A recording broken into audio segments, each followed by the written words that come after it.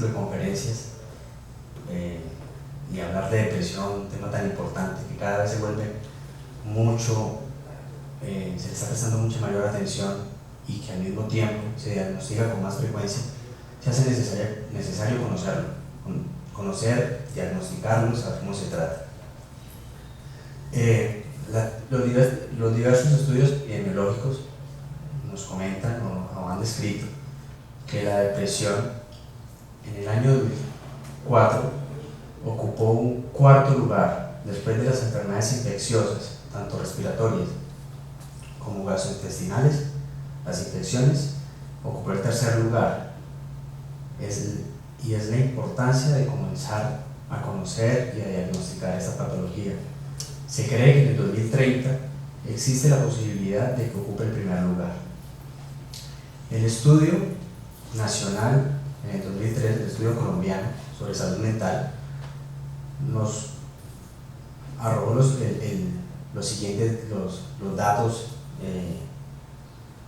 digamos importantes epidemiológicos de que eran el trastorno de ansiedad y los trastornos depresivos, los trastornos del ánimo, los más frecuentes.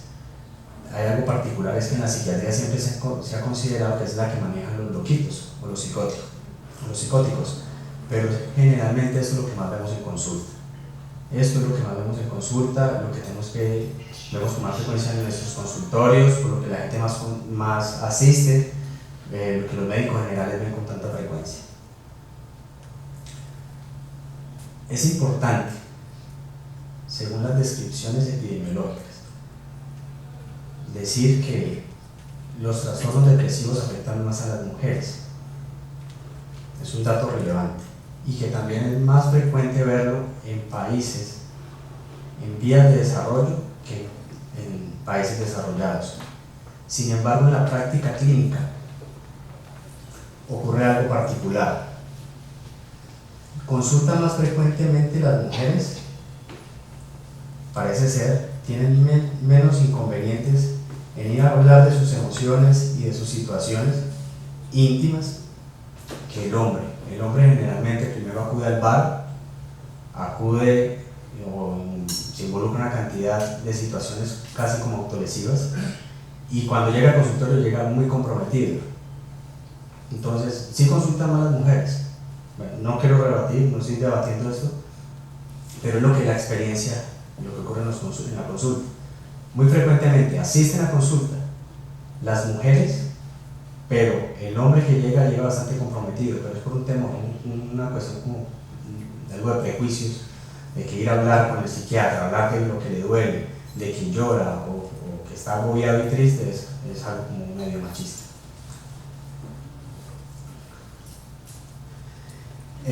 A mediados del siglo XVIII, las alteraciones del ánimo comenzaron a tomar una connotación mucho más científica.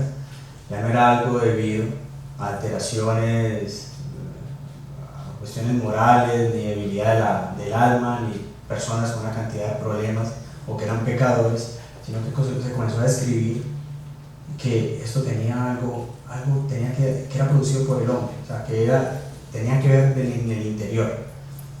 Incluso Darwin, en uno de sus trabajos, comienza a describir las emociones en animales y en hombres, y eso fue interesante. O sea, darle esa connotación científica a algo tan importante como son las emociones fue un punto importante que revolucionó la comprensión de lo que es el ser humano. Ahora, los estudios imagenológicos, el uso de psicofármacos, la posibilidad de hacer algunos test neuropsicológicos han permitido cada vez acercarnos a la comprensión de este fenómeno que es la depresión, y eso ha sido importante. Tratar a una persona que antes se le veía con tristeza, y que a pesar de todas las maniobras en las que ella se involucraba o acudía o buscaba, acudía al padre, al cura, al chamán, y decir ahora que esto corresponde a una alteración que tiene un componente que es bastante complejo, que tiene un componente genético, los componentes biológicos y además psicológicos, era importante. Era cambiar totalmente el contexto de esta enfermedad, prestarle bastante atención, porque es que compromete bastante. Es una enfermedad que produce unas limitaciones bastante significativas y que se hace necesario pues su tratamiento. Pero ¿qué son las emociones? Las emociones, siempre se ha hablado de las emociones como algo de, bueno, definitivamente el que siente, y no hay que sentir, hay que utilizar la razón. Esto desde Platón, hay una anécdota, decía que Platón solía decir que era mejor sacar a los poetas y a los pintores y excluirlos y detenerlos también, porque es que se la pasaban hablando de las pasiones y eso perjudicaba la democracia, lo decía Platón. Entonces, pues no es así. Las emociones nos permiten vivir, nos permiten enamorarnos, nos permiten tomar decisiones, nos salvan de los peligros. Cuando un carro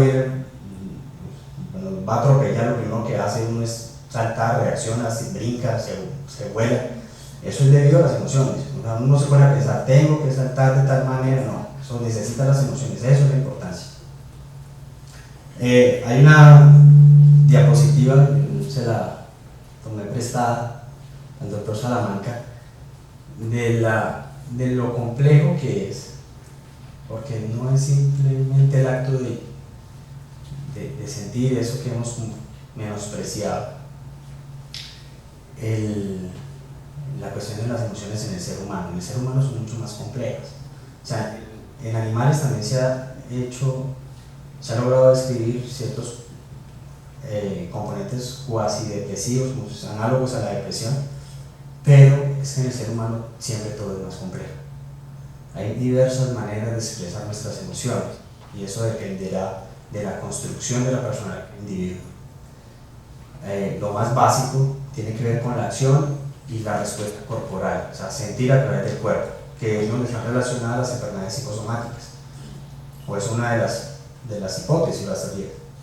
Y lo otro es todo lo más elaborado que tiene que ver con un proceso de fantasía, jugar, incluso lo más digamos, elevado que es la sublimación. Es difícil a veces para uno, cuando uno se forma como psiquiatra, cuando le hablan de, bueno, vamos a hablar del ánimo y vamos a hablar de las alteraciones del ánimo, pero ¿qué es el ánimo? ¿Cuáles son las pasiones? ¿Qué son las emociones? Y eso ha tenido muchos cambios a lo largo de la historia. Muchas de las definiciones han sido variadas. Se trata cada vez de aclarar un poco los conceptos y poder volverse mucho más claros en el momento de realizar investigaciones o poder ver a nuestros pacientes. Eso que tiene que ver con las emociones, con los estados de ánimo, la tristeza, la alegría, el miedo, la ansiedad, ese conjunto es a lo que se le llama la afectividad, y todo eso lo poseen todos los seres humanos. Todos los hombres poseen la afectividad. Ese componente es el que tiene que ver con el trastorno depresivo. ¿Ya? Esa alteración, pues obviamente es mucho más complejo, pero es lo que tiene que ver. Al mismo tiempo, esta afectividad se compromete, está relacionada con la depresión, se compromete, y anteriormente había un término, es que después de la atomización, por los diversos manuales diagnósticos o criterios diagnósticos que se han creado, comenzó a haber una atomización, una diferenciación que en vez de ayudarnos, bueno, ayudó bastante de cierta manera, pero a veces convirtió todo en algo como muy diminuto, como muy atomizado, muy difícil a veces de definir, que fue las clasificaciones que resultan del DSM-5, del manual de diagnóstico, parece que se rigen los diagnósticos los psiquiatras para hacer los diagnósticos, igual el CIE-10. Hay un término que me parece, y aún se usa, el psicoanálisis lo usa con frecuencia, algunos autores como López y Bor, también en español, suelen utilizar lo que es el neurosis. O sea, eran de ese grupo de trastornos que en su momento, cuando se iban a hacer estudios anatomopatológicos, no encontraban alteraciones estructurales, pero sabían lo que está enfermo. O sea, cuando uno va a ver, uno puede pedir la cantidad de exámenes posibles y uno ve que en la depresión no hay un daño estructural. O sea, no está el cerebro dañado ni el corazón dañado, nada. Pero uno ve que el paciente está comprometido. Entonces, le hablan de funcionalidad algunos, pero es un término que me parece a mí que engloba mucho más, porque algunos pacientes no llegan solamente con la depresión sola. Esto es dinámico y a veces ocurre que presenta ansiedad, entonces me parece a mí mucho más global y que abarca más el término neurosis.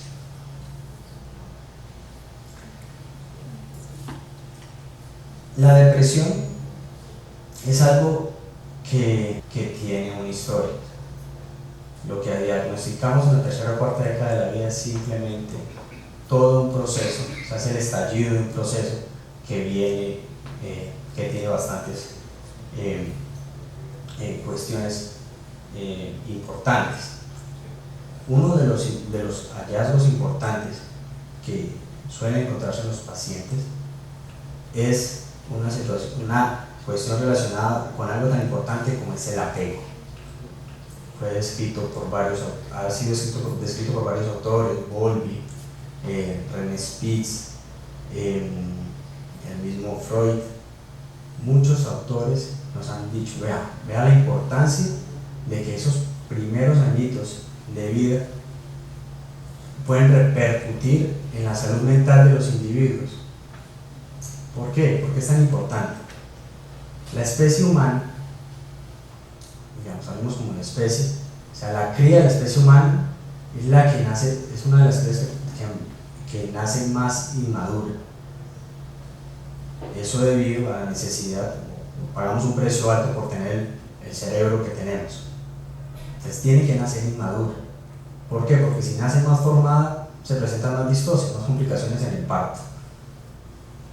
Para lograr, digamos, facilitar que esa cría se mantenga, crezca y se forme, necesita que la mamá la cuide mucho tiempo, o el cuidador la mantenga allí. Entonces se forma un vínculo importantísimo. Algunos, bien sabido que este vínculo es fuerte, se crea y a veces se mantiene por mucho tiempo, especialmente con la madre, esa relación, pero también con un cuidador, el cuidador principal. Entonces, se ha dicho, mire lo importante que es esto. Por eso es que la depresión no es una enfermedad que es de competencia solamente de no es solamente de competencia del psiquiatra, sino es una condición importante de salud pública que necesita de la atención de muchas personas, de todos nosotros, para poder ir abarcando y comprendiéndolo mejor. Hay unos estudios bonitos de René Spitz, creo que es uno que ha revisado esto de manera interesante, y era comenzar a hacer descripciones en huérfanos. Entonces veía cómo los jovencitos huérfanos tenían, cuando no eran cuidados, y aquellos que eran cuidados posteriormente tenían una disminución en el desarrollo conductatural. Los que no eran cuidados, de manera que solamente los tenían ahí, les dan alimentico y ya solamente, comparados con los que alguien se les acercó y los cuidaba y los consentía un poco, los que no tenían sus cuidados tenían una disminución del desarrollo conductatural. Entonces era interesante ver esto, a pesar de que están casi en las mismas condiciones.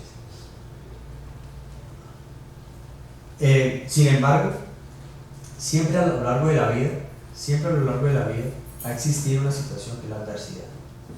Eso es inherente, no se puede escapar, siempre va a estar presente, además de esta situación tan importante como es el apego y ese vínculo que existe inicial, va a dar, digamos, como cierta fortaleza, como ciertos elementos para que cuando aparezca la adversidad, que siempre va a estar allí, pueda afrontarse de una manera mucho mejor o particular.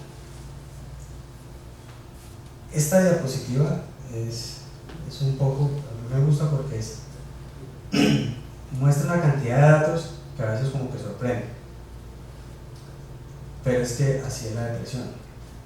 La depresión, y con todo respeto, no es una enfermedad que uno pueda pretender tratar solamente con un medicamento. Es imposible. porque esto es todo un proceso. O sea, depende de unas condiciones del sujeto y depende de unas condiciones del ambiente. Situaciones del sujeto tan importantes como lo que les hablaba del apego, pero también condiciones como el momento en que se producen. Es diferente de una persona que tiene una situación de adversidad cuando es niño que cuando es adulto, en el momento en donde se produce y bajo las circunstancias en que se produce. Hay unos elementos importantes en la personalidad y su coherencia van a permitir que la persona pueda defenderse mejor frente a una situación de adversidad. Una es la inteligencia, otro es el narcisismo. El narcisismo es un concepto importante tratado muy bien por el psicoanálisis. Es algo así como el amor propio. Sería como algo, es un concepto muy complejo, pero trato como de resumirlo. Y cuando es algo así es como el amor propio, que hace daño si es mucho y hace daño si es muy poquito. Y también, pues obviamente los mecanismos adaptativos psíquicos. En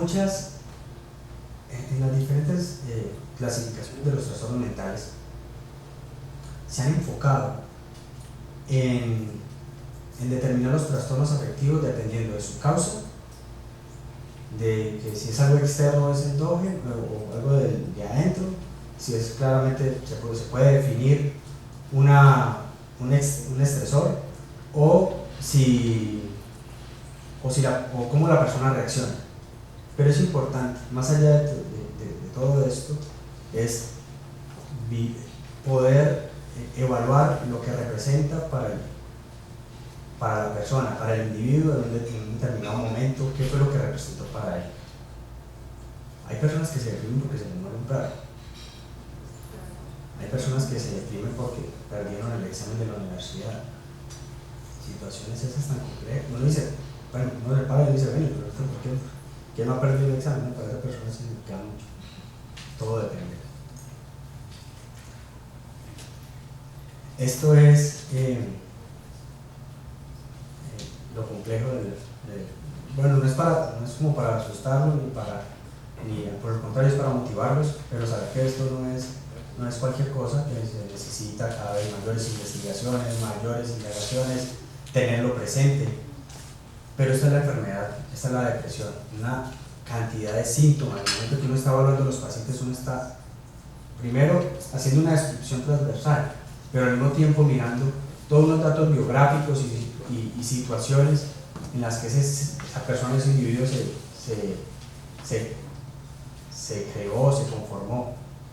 Eso es necesario. Entonces hay situaciones emocionales, la irritabilidad, los cambios de ánimo, la labilidad, la tristeza, la anedonia, ¿ya? Y otras cuestiones cognitivas. Uno siente, anteriormente se pensaba que solamente era la cuestión del sentimiento, la cuestión subjetiva, pero ahora claramente sabemos que las emociones tienen un componente conductual, un componente neuroendocrino o neuroendocrino y también un componente cognitivo.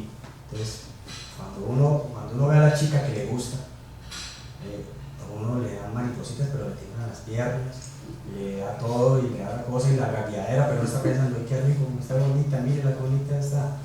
Eso son las emociones. Eso es complejo, no es nada sencillo, pero al mismo tiempo lo complejo es atractivo. Han puesto tiempos que si duran 2 semanas, entonces se trata de una depresión. Yo creo que lo más importante aquí y que hace interesante la psiquiatría, es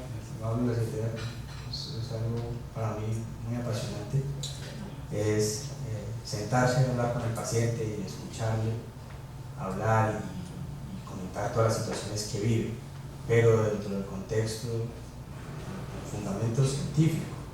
Ya no es diferente que se siente a hablar con el hermano o el amigo o la amiga o que se siente a hablar con el cura.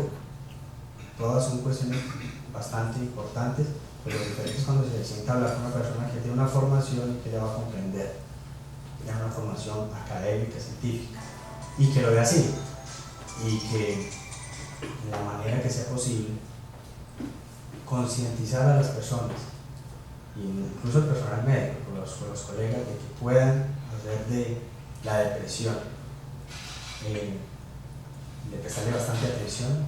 Es importantísimo. Hay estudios que muestran, en el caso, en algunos momentos tengo que hacer algo que se llama la psiquiatría enlace, la psiquiatría en la clínica general, hospital general, y ver cómo la depresión compromete enfermedades médicas, entre comillas, cómo personas con enfermedades cardiovasculares se mueren más fácil si tienen trastornos depresivos, y que si se trata, el pronóstico cambia. Eso es interesante.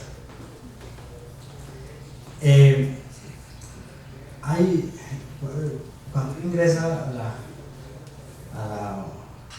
especialización de psiquiatría,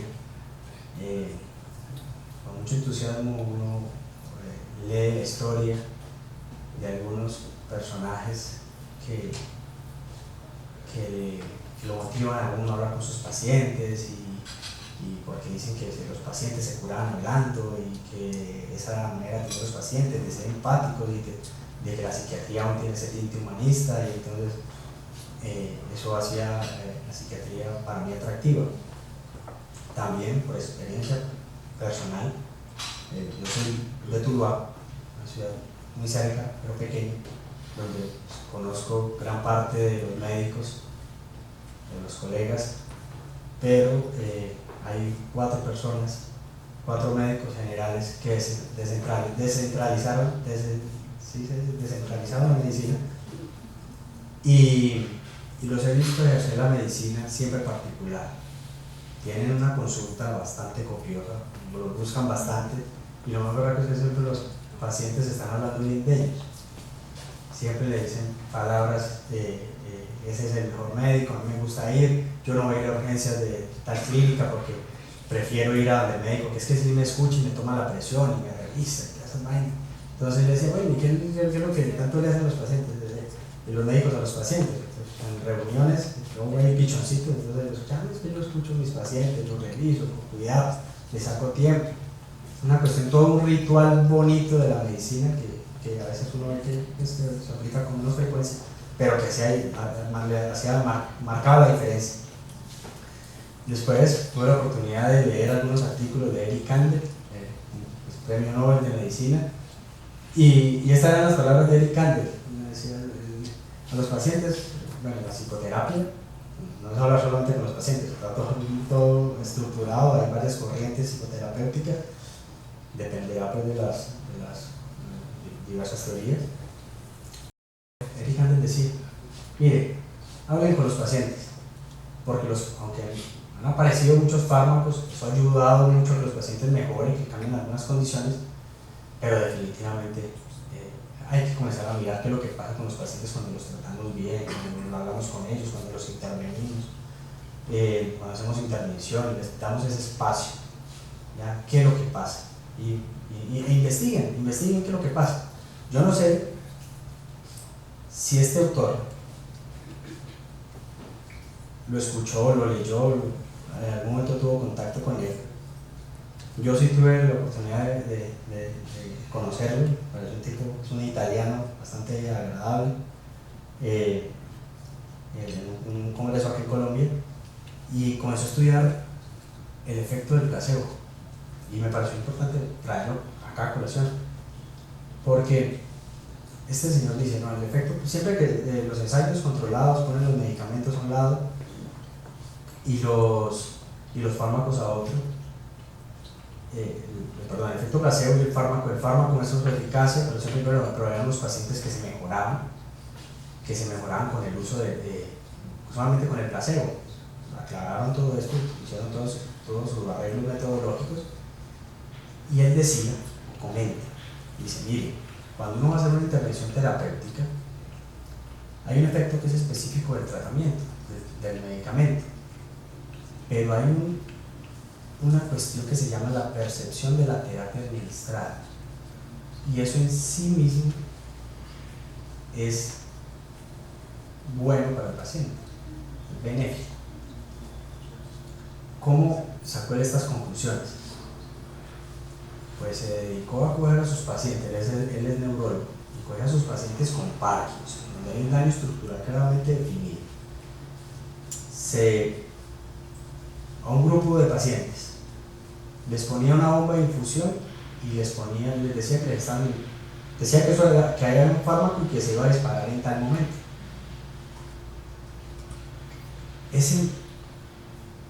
Cuando les aplicaba el medicamento, el paciente respondía parcialmente, pero había otra cosa. Cuando le decía a los pacientes, al otro grupo de pacientes, que les iba a administrar un medicamento, pero además de eso iba la enfermera, hablaba con el paciente, le decía que hacía todo el ritual de la administración del medicamento, los pacientes respondían mejor. Esto es interesante por lo que representa, o sea, es lo que digo, hasta por mandar una acetaminofén hay que tener arte, hay que tener estilo. Y al mismo tiempo, esto tiene unas ciertas connotaciones bastante importantes, es el hecho de que esto lo hemos hecho, se ha hecho por mucho tiempo, y lo que caracteriza la medicina es un buen trato con el paciente, la escucha, la atención, la revisión de los pacientes de manera cuidadosa, ¿ya? Y lo soportan estudios como este. Sí hay razón para que los pacientes se mejoren hablando, para que los pacientes respondan cuando ustedes los atienden. Y en el caso de la depresión es mucho más importante, porque es que el paciente no busca al psiquiatra o no busca al médico esperando de que le mande una pasta. Con la intención que va un paciente a buscarlo a uno es para que le escuche todos sus problemas, ¿ya? Obviamente, vuelvo y repito, no se trata solamente del hecho de escuchar por escuchar. O sea, hay toda una formación clara, definida, con un buen fundamento teórico, con unas particularidades, incluso el tiempo de sesión terapéutica, el número de sesiones por semana, todo eso está claramente escrito, claramente elaborado, pero lo que yo de pronto quiero promover aquí y mostrarles es un poco de que sí sirve. O sea, eso de que a veces alegan que cada vez reduce más el tiempo de consulta, que se vuelve mucho más difícil dentro del sistema de salud atender a los pacientes. Mire que hay un fundamento.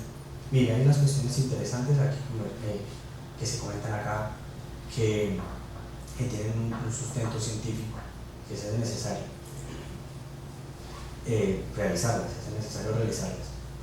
Cuando uno se aporrea, uno estaba chiquito y si recuerda, uno se aporrea, todo el ritual que hace la mamá para cuidarlo a uno es particular, ya, es lo mismo, o sea, eso mismo, eso se repite nuevamente y eso tiene cierta huella. Entonces nos caemos, nos golpeamos la rodilla, la mamá nos acuesta, nos aplica la cosa que arde tremendísimo, el codo, lo que es, nos dice que es el quietico, no se mueva mal, nos da 3 piquitos en la pierna, nos cuida, nos deja allí reposaditos y eso se siente bien, se siente rico. Eso se hace y eso creo que es lo que prácticamente se hace en cada intervención y pues hay un sustento aquí interesante. Es por eso que yo digo, ser empático con el paciente sí sirve, ¿verdad? Sí sirve tratar bien a los pacientes, abordarlos, y en este caso en la depresión. En este caso en la depresión se hace completamente necesario dejar de considerar al paciente como una alteración de neurotransmisores, a que se le bajó la serotonina, que se le bajó la dopamina, etcétera, etcétera, y tratarlo como un ser humano. Es de las cuestiones muy importantes y con los que caracteriza el ejercicio, sobre todo a la hora de las emociones. Hay textos donde uno se encuentra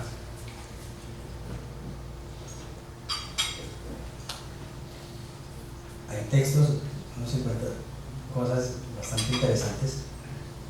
Ese texto es del profesor Fernando Savater, que es el escritor del famoso Ética para Amador. Y es un libro que es escrito para estudiantes de bachillerato, ¿no? Para involucrar a la gente en la filosofía. Yo creo que las infinitas crisis almáticas que tuve cuando chiquito y algo hicieron en mi cerebro, y entonces me causa dificultad leer los textos grandes, entonces prefiero leer estos textos que me lo hacen como más resumido. Él diferencia algo. Él dice, mire, está bien la ciencia, está bien todo lo que nos aporta la ciencia, pero hay algo muy importante, y es el hecho de la experiencia. O sea, cada persona es un individuo lleno de una cantidad de historias, de unas vivencias particulares, las experimenta de una manera particular, y eso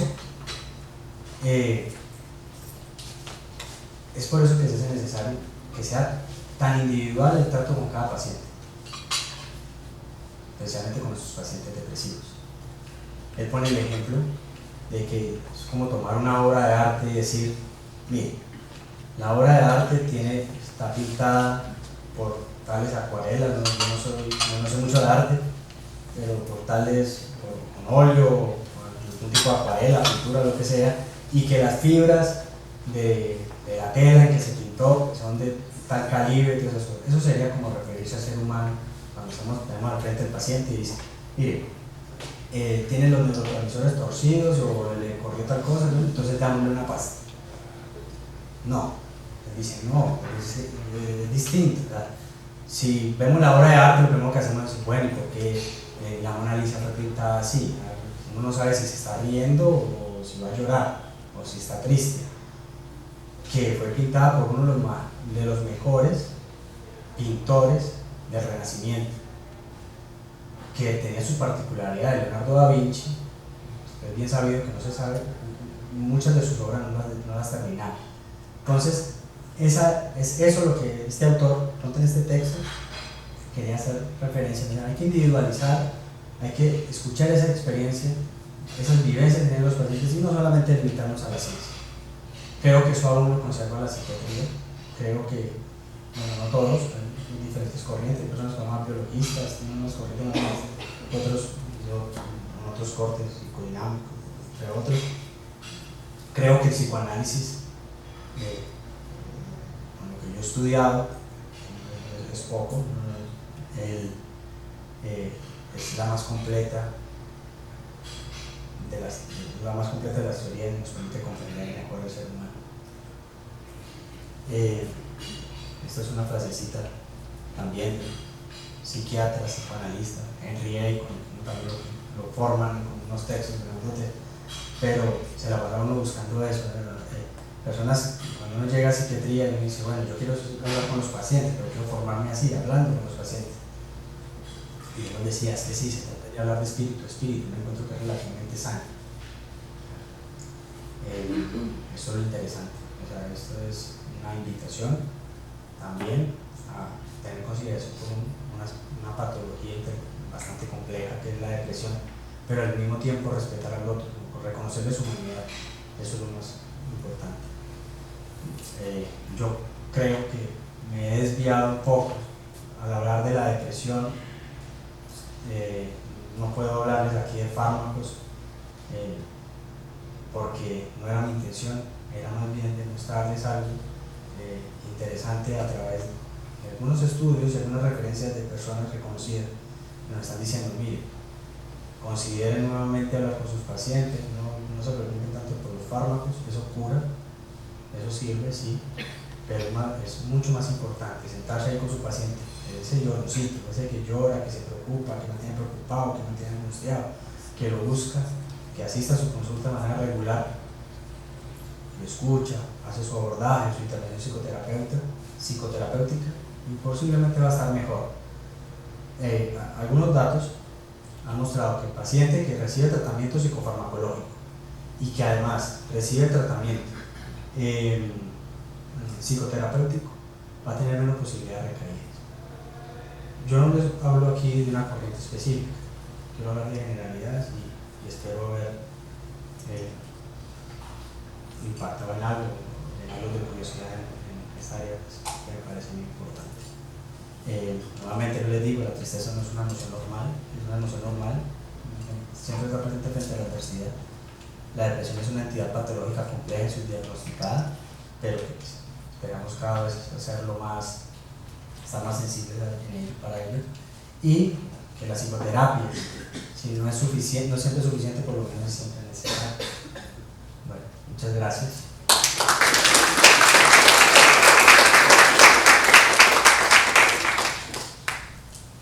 No sé si tienen alguna pregunta y también posibilidad de responderles y aclararles algo, con mucho gusto.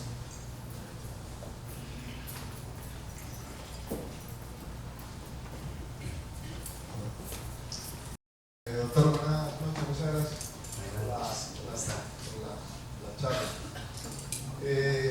Yo sí tengo una pregunta muy en específico por una experiencia que tuve. Le pregunté a una niña que estaba bajo terapia con una psicóloga o algo así, y me decía que ya 3 años. Decía, ¿y sobre qué se trata? ¿No? Un duelo. Yo recordaba pues que el DSM-5 dice que máximo 3 meses. Ya usted 3 años para olvidar el novio pues, murió en un accidente. Entonces, esa terapia, usted se habla del trato con el paciente, ¿cuánto es suficiente? Porque pues si usted ya lleva 3 años y no ha olvidado su amor, entonces... Hay muchas cosas. Primero es quién elabora la terapia y si tiene formación seria para intervenciones psicoterapéuticas. Sí, eso depende pues, de qué tipo de, digamos. En psiquiatría hay como 14 escuelas psicopatológicas, 14 maneras de ver la enfermedad mental. Están las teóricas, que son de los manuales diagnósticos, no tienen teoría, solamente son una cuestión descriptiva. Están la escuela de las más famosas, que es la psicoanalítica, pero están también las cognitivas, están las existenciales. Todo dependerá de qué formación tiene esa persona que está haciendo alguna intervención psicoterapéutica. Eso primero que todo. Ahora, psicoterapia analítica o corte analítico y el psicoanálisis a veces son procesos largos, pero no un duelo que dure tantos años. Realmente resuelve la situación, digamos, que está comprometiendo la vida emocional de este individuo y la persona continúa. Es solamente la situación. Pero un duelo que dure más de 3 años, pues uno dice, no, aquí está pasando que la persona siga deprimida, siga llorando, siga comprometida. Es algo que definitivamente hay que reconsiderar. Primero el diagnóstico, qué es lo que está pasando con esa persona, aclarar y mirar a ver, porque si necesita fármacos, hay que utilizar los fármacos y también hacer intervención psicoterapéutica. Ya les comentaba, todo dependerá del proceso de la personalidad de este individuo, de esta persona que está afectada. ¿Ya? ¿Qué pasó? ¿Cómo está elaborada? ¿Por qué se le hace tan difícil la elaboración de un duelo? Eso dependerá mucho más del elemento. Pero ya si estaban de la psicóloga y que la persona, el niño o niña continúa o el adulto, pues comprometido, hay que considerar muchas cosas. Esa comercial de OK,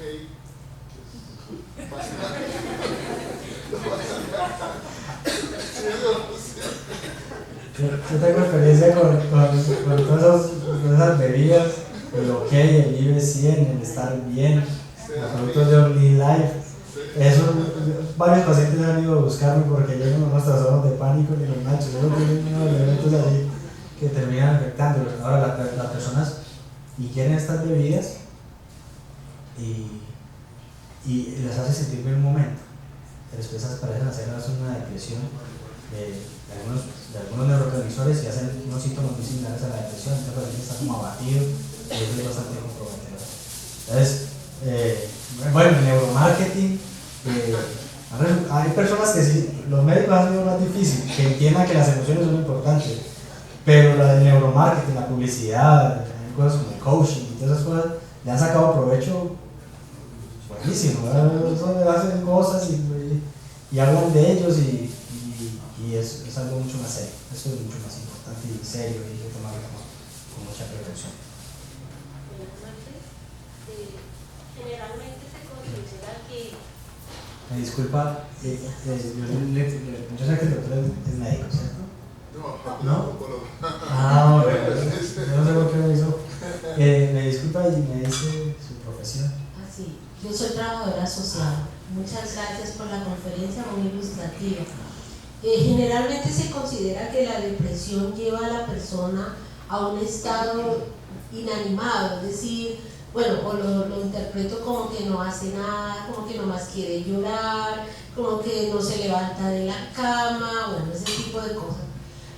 Pero yo quiero saber si de pronto también ya se ha empezado a identificar la depresión al otro extremo, porque pues en el ejercicio de mi profesión me encuentro con personas que se la pasan todo el tiempo ocupados y tienen una cantidad de responsabilidades y están haciendo una cosa y luego otra y tienen todo el día ocupado, pero cuando logro hablar con ellos percibo que sí, que hay en su infancia, lo que usted decía, hay muchos faltantes, no hubo vínculos, hubo maltrato y muchas otras cosas que me hacen pensar que esta persona puede estar teniendo depresión, pero no muestra lo que generalmente se considera, o sea, no está inanimado ni inactivo, sino todo lo contrario. Entonces mi pregunta es, ¿eso también puede ser una forma de manifestación de la depresión? Hay algo, yo les comentaba ahora, en algunos momentos, hay que aclarar bien de qué se trata. Si es ansiedad, si es depresión o si ese paciente está haciendo una manía, es también una alteración del ánimo.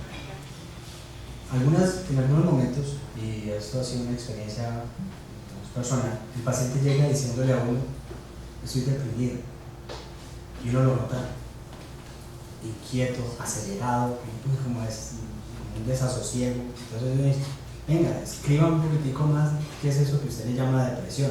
Sí, es una ansiedad, una cosa aquí rara, no puedo dormir, me da una cosa, siento que me voy a morir. Entonces, usted lo que tiene es ansiedad. Eso es una cosa. La depresión, digamos, típica, característica, es la del paciente que generalmente se aísla, pierde una capacidad de disfrutar las cosas que generalmente disfrutaba y se aísla, no come, tiene alteraciones del apetito, tiene dificultades para concentrarse, tiene dificultades, generalmente considera morirse, ya comienza a pensar, es como si se estuviera autoflagelando constantemente, yo no sirvo para nada, yo soy como bobo, ¿no? Una cosa así. Y lo otro es la reacción de un trastorno bien conocido que es la psicosis maníaco-depresiva, anteriormente llamado, ahora se llama trastorno afectivo bipolar, del paciente que frente a una situación de adversidad hace una cuestión contraria, hace una manía, es un ánimo exaltado, lo que se pone hablador, conversador, es capaz, no necesita casi dormir, se siente con una energía intensa. Eso es otra cosa. Entonces, todo paciente, así como tal como usted lo describe, cuando presenta una situación, cuando hay una sospecha de una alteración, tiene que ser evaluado con un psiquiatra para mirar qué es lo que está sucediendo. Generalmente en Colombia es frecuente escuchar historias bastante complicadas de personas que no quieren, como dicen vulgarmente, lleva de burros. Pero también es interesante ver cómo esas personas utilizan una cantidad de mecanismos que les permiten salir adelante. Eso es también bastante bonito. En psiquiatría aún hay dificultades para determinar qué es una depresión y qué es una tristeza normal. Aún hay dificultades. De pronto la experiencia y el conocimiento de la especialidad se le hace mucho más sencillo a uno, pero aún hay pacientes que llegan y lo desconcertan a uno. Algunos hablan de que, bueno, si el trastorno depresivo es algo disfuncional, entonces deberíamos de lograr hacer o lograr que no sea una depresión sino una tristeza normal, en lugar de buscar solamente la felicidad, que es otro concepto de que hay que ser felices. Hay que tratar de ser felices, vean el lado bueno de las cosas, flojo, que no sé qué. No, definitivamente no es así. Gracias.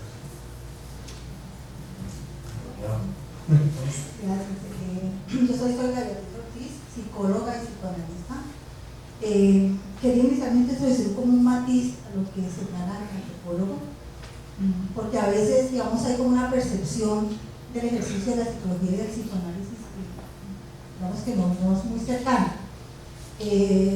Cuando se señala, bueno, una persona que va a un tratamiento por una cosa puntual, como en el caso de una depresión, de un duelo, no es posible medir como la eficacia propiamente del tratamiento solo en términos de si dura 3 años o 2 o 6 meses, porque por ejemplo desde el psicoanálisis el abordaje que se hace es muy distinto.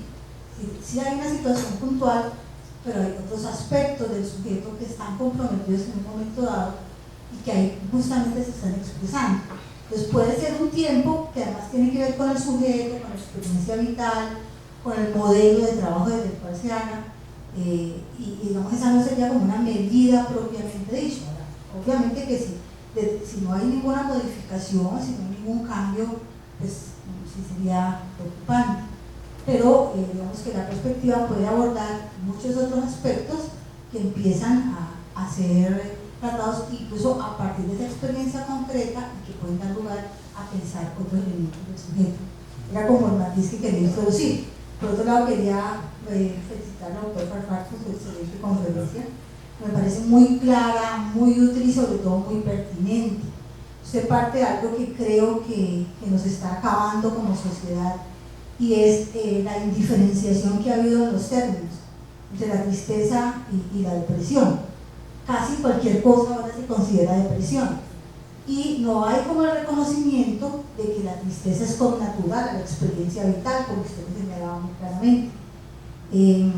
Y esta, digamos, indiferenciación, esta confusión en los términos ha sido muy bien apropiada por la lógica del mercado y por la industria de los medicamentos y por todos estos discursos que usted muy bien señalaba hacia el final de su conferencia, y es la idea de que hay que huir de la tristeza y que tenemos que estar siempre felices. También lo que señala la socióloga, en el sentido de que hay expresiones sociales muy favorecidas en cuanto a que ser feliz, hay que estar siempre pues con la sonrisa a flor de labios, que es muy aprovechada por diversos discursos, en especial los que tienen que ver con el consumo extremo, el consumismo, que le hace pensar al sujeto que tener un celular, una marca, etcétera, puede quitar la tristeza, cuando la tristeza es connatural al ser humano. Que si esa tristeza ya no deja vivir, pues aquí sí uno empezaría a pensar. Entonces era como lo que quería comentar y reiterarle la calidad, la excelencia de su presentación y sobre todo lo oportuno para este momento histórico. Gracias. Buenas noches. Por acá, a la derecha. Mi nombre es Manuel Romero, yo soy psicólogo. Primero, pues como ya lo han hecho todos, pues también felicitarlo por la conferencia. Yo creo que en calidad de psicólogo, pues uno viene a promédico, ve el folleto que son puros psiquiatras y uno dice, bueno. Y usted ha mostrado, sobre todo en la charla, se ha mostrado un lado de la psiquiatría que de pronto en la formación de nosotros en el pregrado no es muy clara, ¿no? Siempre nos ponen a pelear entre psicólogo y psiquiatra, y bueno, esa cosa de antipsiquiatría y todo eso, y realmente muy chévere que estos espacios se den, porque realmente uno se da cuenta de que todos estamos trabajando de la mano hacia un mismo norte y con unos objetivos muy claros. Creo que todas las especialidades tienen algo que ofrecer ante la problemática de la depresión. Esto en primer lugar. Y segundo, siempre me ha interesado y me ha llamado la atención esos pacientes que tienen depresiones muy graves y desarrollan psicosis, incluso alucinaciones visuales, auditivas, bueno, toda esta cuestión. Y mi pregunta es, desde su perspectiva, ¿la depresión entonces es un factor de riesgo para la aparición de patologías ya más al lado de la psicosis, como la esquizofrenia o los trastornos esquizofreniformes? Tengo como esa duda.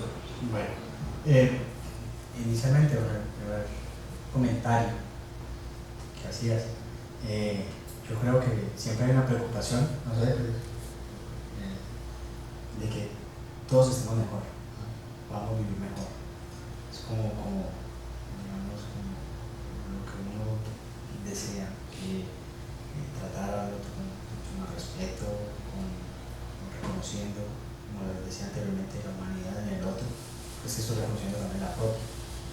hay un deseo siempre, no solamente, bueno, ganar plata es bueno, pero también un deseo de, bueno, ¿por qué no podemos estar mejor? No hemos estado, por lo menos, yo tuve la oportunidad de estar en ejército un tiempo, hice rural con ejército y después tuve una formación haciendo un curso como oficial.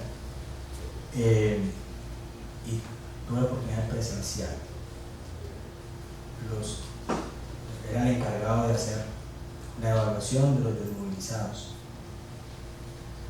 Ahí yo me encontré una cara distinta de la guerra que nos habían comentado. Veía jovencitos. Una historia particular que me tocó atender a un muchachito, hacerle un examen, siempre cuando lo detenía, pues había que hacer una evaluación general, y veía que el muchachito estaba en la guerrilla, un muchacho menor de 17 años, y el hermano estaba en el ejército. Y uno se imaginaba, bueno, ¿qué pasa donde se encuentran? Y ambos estaban en la fuerza, o sea, los habían reclutado contra su voluntad. Entonces, bueno, ¿dónde estamos? ¿Qué es lo que hay que hacer aquí? Entonces, ¿y yo cómo voy a contribuir para que estas cosas cambien? Entonces yo le decía, no, yo tenía en mi cabeza ser psiquiatra, pero esas historias como esa, le decía, no, vamos a ver cómo podemos vivir mejor. Es como algo que a mí me interesaba. Con respecto a la segunda pregunta, o segundo comentario, hay dos patologías gravísimas en psiquiatría, bueno, tres. Mi concepto es los trastornos de personalidad, la psicosis, y estoy hablando de la psicosis, la esquizofrenia y el trastorno afectivo bipolar. Son patologías bastante comprometedoras que producen una disfuncionalidad subjetiva marcada y que pueda que dentro de ese proceso existan episodios depresivos. Pueda que exista, pero son entidades totalmente distintas, con orígenes distintos, con fenómenos o digamos, aspectos psicológicos totalmente diferentes a la depresión. Yo creo que por ello hay que aprovechar también a la doctora Zoila, a la doctora Salamanca, si es para definir un poco cuál es la definición y cuál es la consideración a partir del psicoanálisis que se tiene de patologías tan graves como esta, que son patologías con otras situaciones. Se ha aclarado, se ha visto que, digamos, yo hablo de los aspectos más biológicos y los conozco, los conozco mejor. Se ha visto una relación con algunas alteraciones a nivel de dopamina y una funcionalidad del lóbulo frontal. Pero hay unos aspectos, y ya les decía, hay unos aspectos de la experiencia, de la cuestión psíquica, que el psicoanálisis nos arroja bastante información. Se habla de dilaciones en etapas muy tempranas del desarrollo. Creo que como psicólogo por todo lo habrás escuchado, pero digo, vamos a aprovechar a la doctora Salamanca, que son los psicoanalistas, y ellos pueden aclarar mejor. Antes de... Sí, realmente, antes de responderle al doctor sobre su inquietud y que nosotros aportemos algo dentro de la discusión, que yo quiero aclarar algo desde el punto de vista de la salud mental, que es que, y el estudiante que hablaba anteriormente, o el psicólogo que anteriormente lo manifestaba,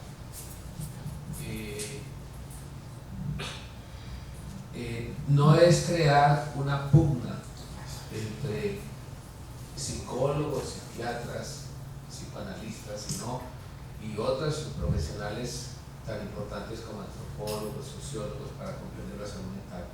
Porque a mí me parece que eso se da y eso va muy desfavorable para el paciente. Entonces voy a decir experiencias clínicas que uno muchas veces tiene. Yo soy psiquiatra y soy psicoanalista. Entonces muchas veces las personas tienen la idea que los psicoanalistas, psiquiatras no formulamos. Entonces dicen, yo quiero llevar a un familiar o quiero ir personalmente para que usted me psicoanalice y no volver a tomar los medicamentos. Entonces uno escucha al paciente y el paciente tiene un trastorno mental bastante delicado, por ejemplo una psicosis o una depresión mayor. Entonces uno le tiene que decir, yo no le voy a quitar los medicamentos, o sea, siga con su psiquiatra. Cuando nosotros tenemos una posición amplia y abierta, nosotros podemos decir, siga con el psiquiatra que usted está, siga tomando los medicamentos y venga a la consulta y evaluamos la posibilidad de una psicoterapia, porque es que muchas veces las personas piensan que ir a psicoterapia o a psicoanálisis, todos los pacientes pueden ir a ese modelo, no todos los pacientes. Es posible hacer una psicoterapia, y si caemos en esa competencia de que el psiquiatra descalifica al psicólogo, el psicoanalista, o sea, esos guetos que se crean, yo creo que estamos confundiendo a los psicólogos jóvenes y a los profesionales, guetos, y eso también en alguna medida es una lucha de mercados, o sea, quienes tienen la verdad, y eso no es científico. Eso no es científico porque de todas formas se está descalificando a otras personas que están haciendo una labor muy importante, y más ahora que estamos hablando de la posibilidad del posconflicto que tenemos que preparar todos. O sea, aquí tienen que estar todos los que estamos en salud mental, trabajadores sociales, ¿no? Que también son una profesión muy importante. Entonces, yo creo que para estos miércoles médicos, cuando hicimos este ciclo, lo que queremos es mostrar una posición muy amplia, abierta, con lo que decía el doctor Farfán en su conferencia, que me parece muy didáctica, muy oportuna para el momento, muy comprensible, es que estamos para colaborarnos entre todos y no para descalificar a los demás y a su ejercicio, y de pronto hacia la perspectiva de un trabajo en equipo. O sea, van a ser necesarios grupos de trabajo en equipo, como se han dado recientemente en la jornada psicoanalítica de Bogotá, que en psicoanálisis nosotros no llamamos en Colombia congresos, sino jornadas. Una colega peruana que fue invitada precisamente para que nos hablara del posconflicto en Perú, con Sendero Luminoso, precisamente, y porque queríamos ver cómo habían actuado los psicoanalistas en el posconflicto. Pues claro que allá la situación de Colombia es diferente a la de Perú, porque hay una derrota militar de Sendero Luminoso, son circunstancias, pero y realmente ella sí nos ilustró mucho de la importancia de que en el equipo de la Comisión de la Verdad, como se denominó en Perú, debían estar psicoanalistas, psiquiatras y otros, pues estarían los sociólogos, los antropólogos, para que pudieran hacer intervención sobre esos grupos de pues, que habían quedado después de la guerra, ¿no? Era importante, tanto militares como guerrilleros de grupos étnicos diferentes y de regiones distintas. Entonces, esto tiene mucho que, entonces no caer en esas sectas, porque a mí cuando la gente empieza a pensar que este es mi grupo, que yo soy en el mismo psicoanálisis hay sectas, que Lacan es que tiene la verdad del psicoanálisis, Freud la verdad del psicoanálisis, Klein es la verdad, o sea, en los mismos grupos psicoanalíticos hay grupos tan cerrados que no quieren interactuar con otros. Nosotros queremos interactuar con los psiquiatras, así como el doctor Farfán, con los psicólogos, para poder comprender la salud mental, que es algo, la palabra del doctor Farfán en su conferencia fue válida. Esto es muy complejo, el ser humano es muy complejo, no tenemos una tendencia, una explicación completa de lo que es el ser humano y su sufrimiento mental y su dolor mental. Eso pues como cuestión general. O sea, la otra pregunta ya se la dejo a la doctora Beatriz. Sí, entendí que la pregunta era acerca de una depresión que podría llevar a una psicosis, ¿no? Que podría estar ahí. Y el doctor Farfán contestó muy adecuadamente. Tendría, digamos, como que señalar que sí, que no es necesariamente una cosa no conduce a la otra, eso digamos es una entidad, digamos, allí la depresión estaría como incrustada dentro de esa situación, y creo que es justamente el campo donde lo interdisciplinario juega muy bien, la posibilidad de que el psiquiatra intervenga en la patología que le corresponde, digamos así, reconociendo siempre que hay aspectos de la personalidad que pueden estar invadidos por la psicosis y hay otros aspectos que están libres, y digamos que tienen situaciones de orden psicológico, de orden emocional que nos corresponden a nosotros del abordaje como psicoanalistas. Es posible trabajar con personas que tienen estas situaciones desde esos aspectos. El doctor Salamanca tuvo una experiencia que presentó en un trabajo de cómo aborda a una mujer que tenía una patología psiquiátrica severa, y a partir de los aspectos que están sanos en la personalidad se hace una intervención y se empieza, digamos, a expandir esos aspectos, pero no desconociendo para nada el valor del aporte de la psiquiatría y del medicamento, porque otro sería pues una terquedad desconocer que el medicamento tiene valor, del mismo modo que la psicoterapia es muy importante. Creo que sería como lo que tendría para comentar al respecto. ¿Una otra pregunta?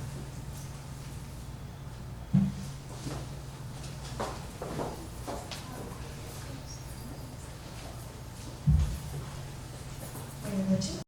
Mi nombre es Laura, yo soy psicóloga. La pregunta iría a partir de las adversidades. Muchas veces llegan pacientes diagnosticados por las adversidades que el propio contexto colombiano pues conlleva. Pacientes que se desbordan y en primera instancia los diagnostican, como por decir, con depresión maníaca, bipolaridad, y no le dan espacio del tiempo que es, solamente se rigen a los manuales de la temporalidad. ¿Cómo podría pasar esto de que no fuera la depresión, sino que uno a largo tiempo se ve que es tristeza, igual ya queda tildado, y por ende la ley dice que uno tiene que tratar a esta gente, pues a las personas víctimas de la violencia y todo ello, que tienen sus prioridades, pero sin embargo cuando uno ve en consulta y trascendiendo las etapas, ve que no es del todo una depresión, sino el evento tan traumático que ha causado. ¿Qué pasa con ello y las adversidades? O sea, ¿qué pasa de la tristeza a la depresión ya siendo tildados? Cuando uno se encuentra frente a bueno, pasa con frecuencia que los pacientes, por razones del sistema, al ser vistos, tienen que salir con un diagnóstico, ya, definido, tiene que ser. Y en situaciones tan particulares como de que si no se le pone algo patológico, entonces no se le paga la cuenta al médico o al psicólogo, es muy particular.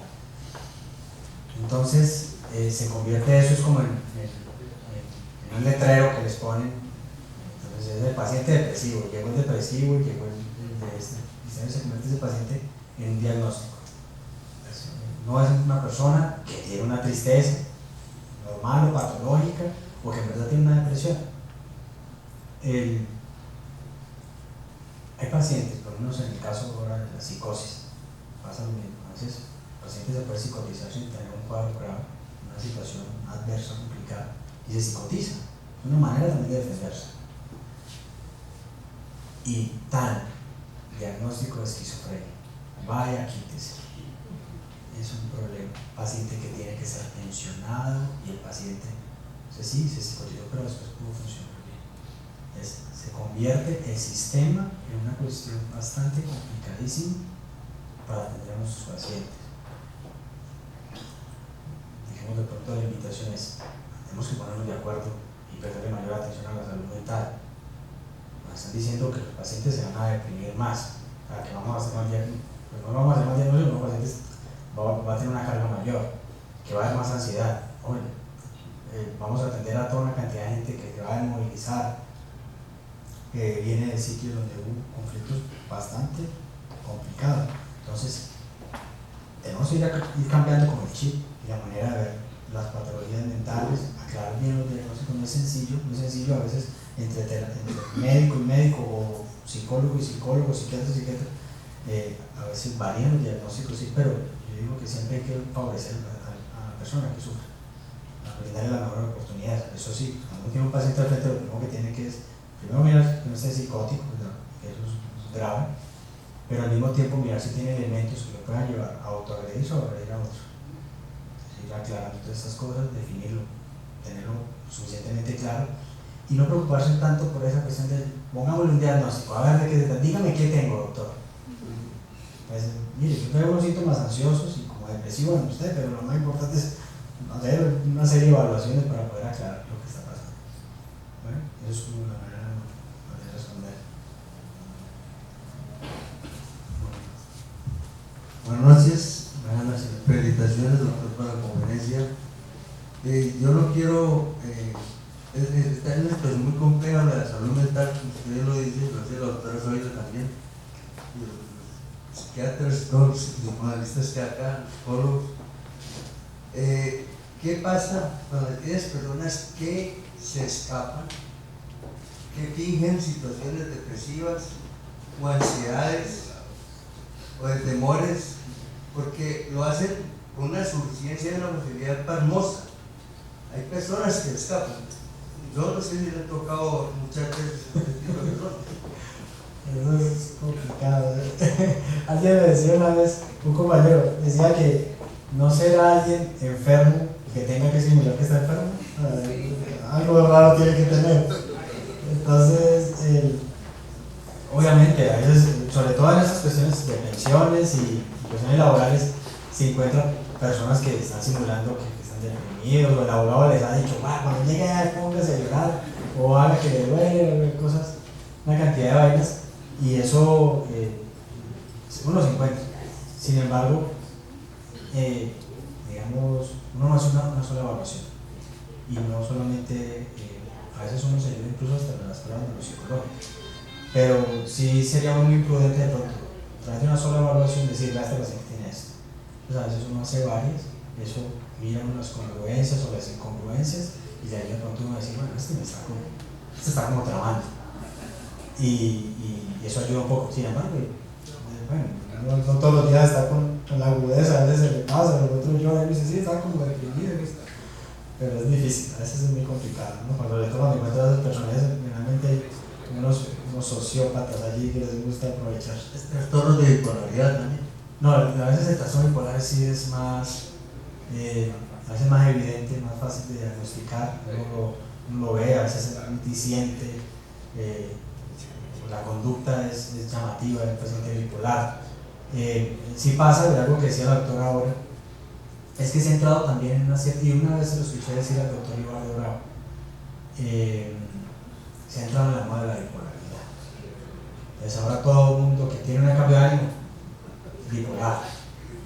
Entonces, no, es que venía muerto de la risa en estos días y ahora estoy triste. No, eso es bipolar y hay que tratarlos con todas. Entonces ahora las casas farmacéuticas hacen una bulla tremenda y a veces entramos en esas tendencias. Hay que ser muy cuidadosos. Ahora con nosotros contamos en esa búsqueda de esa felicidad tan anhelada.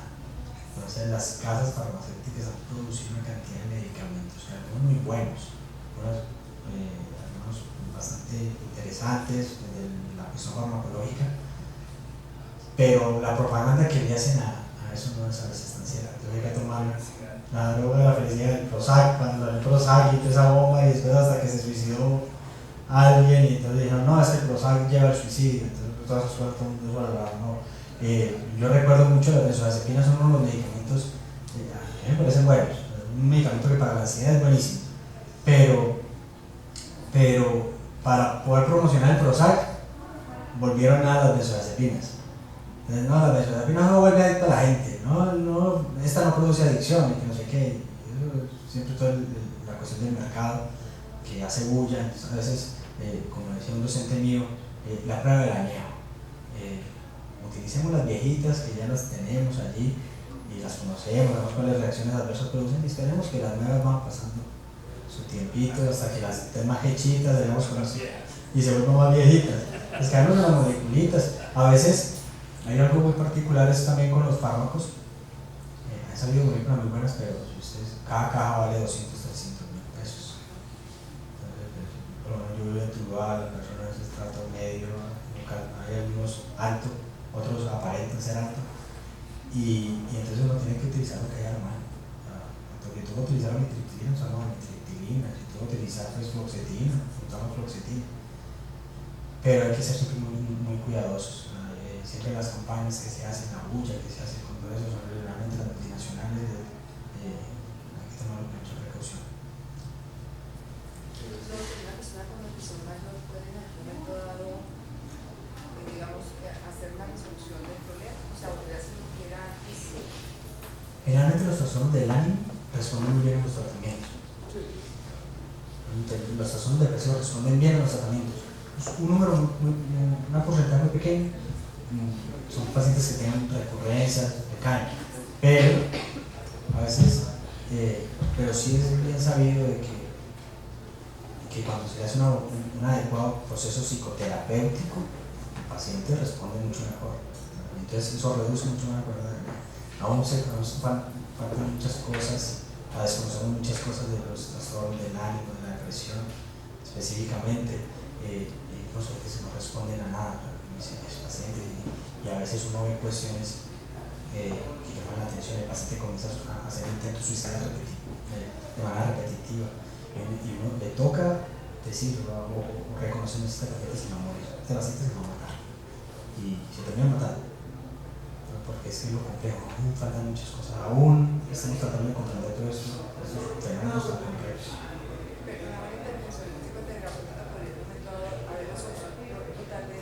Sí, sí, a ver, responde muy bien. El paciente que uno después logra ver que hay que tomar su vida. Eso sí es una cuestión muy gratificante. Sí, señor.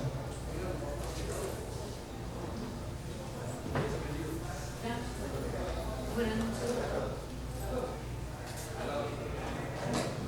noches, muchas gracias. Me ha gustado mucho su charla, genial, muy didáctica y eso está muy bien. Yo te quería preguntar esto, enfocándonos más, no tanto en la tristeza, sino en los pacientes depresivos, ¿cómo hacen ustedes el manejo del entorno, ¿sí? de esa persona? O sea, el entorno de la persona, ya sea en su trabajo, en su misma familia, porque pues desde luego que pueden ser problemas que pueden estar correlacionados con todo el entorno que tiene esa persona, y me imagino yo que tal vez uno de los problemas mayores que se pueden tener es si no encontramos eco, ¿no?, en las personas que tenemos a su alrededor. Siempre involucrar a la familia. Obviamente si la familia, digamos, es relativamente sana, partiendo de allí somos suponiendo, pero la familia es relativamente sana, ayuda mucho al paciente deprimido a reconocer de que no se está haciendo el triste, de que es una enfermedad la que presenta, que necesita tratamiento, que necesita la paciencia, que requiere de paciencia, de comprenderlo y esperar que él va recuperándose progresivamente. Eso cambia mucho el pronóstico. Pero también es dificilísimo a veces cuando son familias disfuncionales, familias demasiado comprometidas, demasiado problemáticas, que uno dice, solamente tengo el paciente, no puedo comprometer a más personas, tengo el paciente, se hace la intervención, trabajo con él, y el paciente mejora reconociendo los problemas que hay alrededor. Eso definitivamente eso no va a cambiar, pero el paciente muestra mejoría. A veces es muy complicado, es demasiado complicado,